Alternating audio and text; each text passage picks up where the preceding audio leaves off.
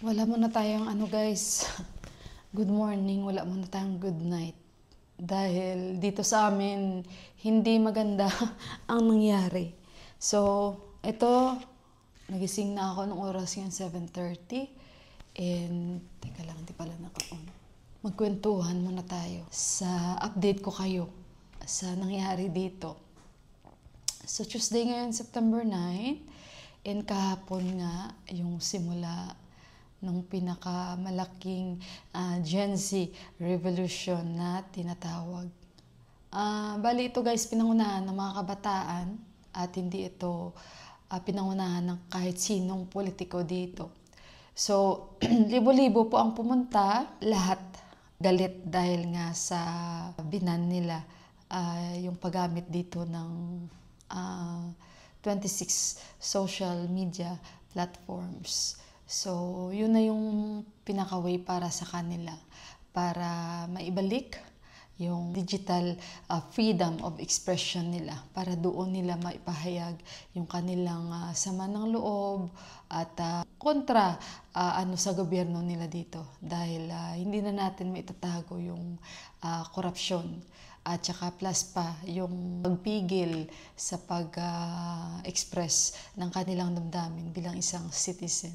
So, ayun na nga guys, yung total na namatay kahapon is 19 and 300 po yung mga nasugatan. At saka napilitan din bumaba yung Home Minister kasi mas gusto niyang ipakita na mas makapangyarihan yung mga boses ng Gen Z revolution na matagal nang nakokontrol ng isang leader dito na matanda guys. At kagabi hindi ko talaga mapigilang umiyak dahil sobrang emotional po ako. Kahit sabihin nyo man guys na hindi ako puro na Nepalese at sa dugo man. Pero mafe-feel mo yung talagang nang dahil sa kanila. Parang mafe-feel mo yung sila yung naging pwersa ng pagbabago guys. Parang yung gobyerno dito guys napilitan silang umatras dahil sa pressure ng public. Mga 9 o'clock ng gabi. Actually na-late kahagabi yung upload ko dahil nga sa mahabang brownout sa area namin. And napilitan din po silang maibalik ito, mga 9 p.m. Sabi ni Johan, Mama, I think mayroon na tayong internet kasi hindi ako gumagamit ng VPN. Sabi niya, Mama, kuhanin mo nga yung laptop mo. So ayun, nung kinuha niya yung laptop ko, siya yung nagutos pero siya rin ang kumuha ng laptop ko kasi dyan lang namin malalaman. Ayun na nga guys, ibinalik din nila. Sabi ko na ibalik pala nila but first innocent people had to die. Sabi ko kay Deepak at saka kay Johan kagabi. Tsaka pumasok ko sa kwarto kasi alam niyo ako nag-i-scroll ako sa mobile ni Deepak, grabe halos lahat. Kaya black day talaga kahapon sa Nepal. And sabi ko nga kay Deepak, alam mo ba, today din ang birthday ni Mama Mary, sabi ko. Pero grabe ang nangyari ngayon. Parang first time in the history. Ito yung pinakamalakas na pwersa na ginamit ng mga kabataan laban sa gobyerno nila dito. Nakakalungkot dahil sila ay bit-bit lang naman nila yung placards nila, flashlight, and wala po silang baril, wala po silang ultimo bato, yung kanilang panlaban. Pero bakit kailangan barilin? Bakit kailangan? Yun ang pinaka-question ko din sa puso ko ba at isipan. Bakit kailangan barilin? May mga naka-uniforms pa. Parang kahit siguro pumasok man sila, alam din naman ng mga pulis o mga army dito kung paano sila kontrolin dahil sila ay nakapag-training. Wala po silang kalaban-laban para sila po ay pagbabarilin, yung ganun.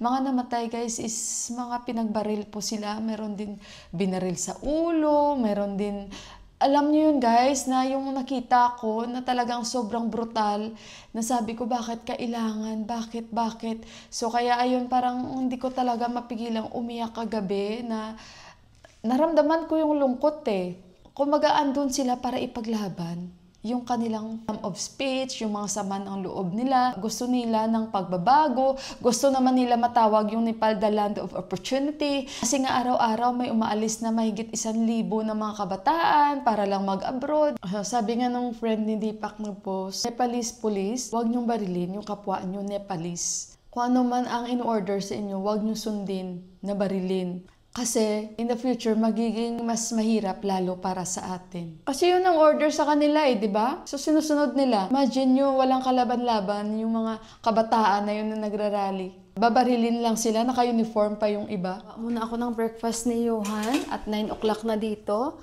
And alam nyo, ngayon may nag-rally dito sa amin, yung kahapon. Nandyan na naman sila dahil kagabi nga, mga pulis dito walang tigil and may curfew po sa kada lugar. At alam nyo yung Divisoria, alam nyo naman nun at nakikita nyo sa mga vlogs ko, sobrang crowded yung Divisoria, di ba? At hindi yun nawawala ng tao. Pero kahapon guys, as in, wala kasi si Dasratday. Hindi namin alam paano din si Dasratday nakauwi kasi yung mga pulis dito, kahit mga nasa loob ng shops, hahampasin nila kasi nga siguro inaano nila na magsara ba. So hindi pa nagsasara yung mga tindahan dito. So kaya ayun, pinaghahampas nila. Yung iba may mga customer pa sa loob ng shop. Nakikita ko kasi sa video ba. And yun nga pala guys, may isa tayong kababayan si Menchi. Ayan, nakita kasi ni Johan na may story si Menchi. Hindi ko alam baka naka-public at saka hindi ko alam baka friends sila or ano. Nakita niya na scary yung post ni Menchi na na-stuck daw sila sa mall. Nag-PM ako ngayon ng kay Menchi. Ayan, shout out Menchi. Kasi nag-uusap kami niya ni Menchi, no? So ngayon ang nangyari kasi nandito sila daw Friday pa lang dahil Saturday yung arrival ng asawa ni Menchi, susunduin nila. Yung kasama ni Menchi is yung kanyang dalawang anak, guys. So, ayun, so Friday pa sila nandito. And ayun na nga, hindi man nila in-expect daw. Nag-chill-chill lang ba sila? Tapos hindi man siya nag-ano sa mga news dito or ano. Kasi guys, wala man to may nag-expect na ganito ang mangyayari. Kasi kahapon, kahit nga ako, hindi ko nga alam. Ang alam ko lang talaga yun nga, na-ban yung social media. Pero kung corruption na ang pag-usapan, matagal na po ang issue, ang corruption dito sa Nepal. At hindi na yan maitatago. Matagal na matagal. Nag-PM ako kay Menchi dahil nga sa nakita ako, na na-stuck sila sa mall kasi nga kahapon sa nangyari may mga inosente din kasi na mga tao na hindi kasali sa rally na biglaang dumami yung tao sa pagrarally. So baka nagkataon din sila ni Menchi na ganon, na mamasyal-masyal.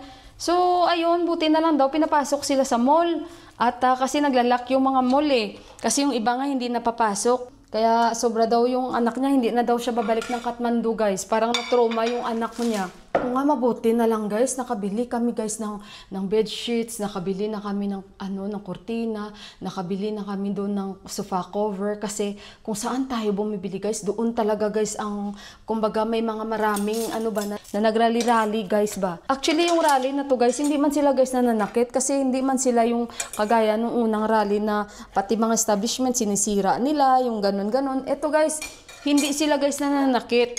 Kumbaga wala silang pinupuntirya na mga citizen o normal na mga tao dito na para saktan nila. So, ayun, at curfew dito sa amin na area, Pepsi-Cola, Bhaktapur, Balkot, kaya nga parang nililimitahan nila lahat na kadadaan dito. So, kaya tahimik ngayon and halos parang lahat nasa bahay. Alam nyo ba si Dasratday? Diba kilala nyo si Dasratday kung saan tayo nagpapalit ng ating kamera at may shop siya doon sa Divisoria. So kahapon guys naabot na rin doon kasi medyo malapit lang doon guys. Kasi nga sa King Palace sila banda guys nagrarally.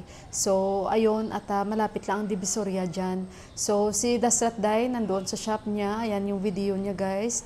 Naabot na doon at yung mga kabataan na nagrarally and sila guys, tinatapunan sila ng tear gas at ng isa pa yung tawag nila.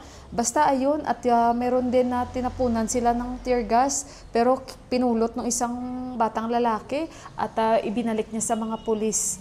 Grabe ang tapang ng mga kabataan dito. So kaya parang sila talaga yung boses ngayon ng bansang ito. At sabi nga ni Sanjay Day, hindi naman ito war ng mga kabataan. Kung hindi, syempre kasama na tayo. Mga magulang, mga farmers, lahat-lahat kasi para din naman sa bansa natin ito. Yung para bang nag-iisa na ang mga normal citizen ba guys. At ayun guys, merong curfew timings na binigay sila. So dito sa amin meron sa area pero ngayon okay pa, pwede pang lumabas kaya lalabas ako ngayon. Bili ako dito lang naman sa amin. ng maluluto ko sa ngayon. At saka mga hospitals dito, especially sa mga malalaking hospitals, kilalang hospitals, open sila guys sa mga nagrarally na mga kabataan. In case man of emergency, dalhin agad sa mga malalapit na hospitals or anywhere dito guys for free gagawin nila. So yun na ang maganda guys, ano? And alam niyo yun, habang nagsasalita ako, nandito yung emotions ko kasi maiisip mo yung mga nasasaktan na kabataan. Parang malulungkot ka talaga. Nasabi ko nga, bakit kailangan nyo pang gawin yan? Pero kasi, alam nyo, hindi nyo na talaga mapigilan. Kasi syempre, bilang isang citizen sila, maiisip na sila. Sila talaga yung boses ng bayan. Kaya nga, yun nga no, kasabihan, ang mga kabataan ay pag-asa ng bayan. Ngayon, ang update ko sa inyo at meron na tayong internet sa mga nagko-comment kasi nga may mga loved ones din sila dito kung paano sila makakapag-communicate. Meron na po internet, binalik na po nila.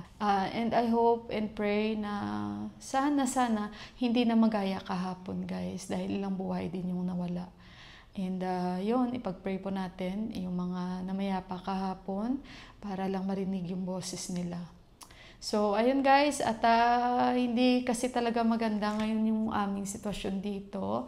Pero prayers pa rin na maging kalmado and I hope na magtuloy-tuloy na ito na maging maayos. And hindi na magkagulo dahil marami pong madadamay dahil sa mainit na issue na ito guys. So, yun lang muna at saka babalikan ko kayo mamaya-maya guys. Magluluto pa ako.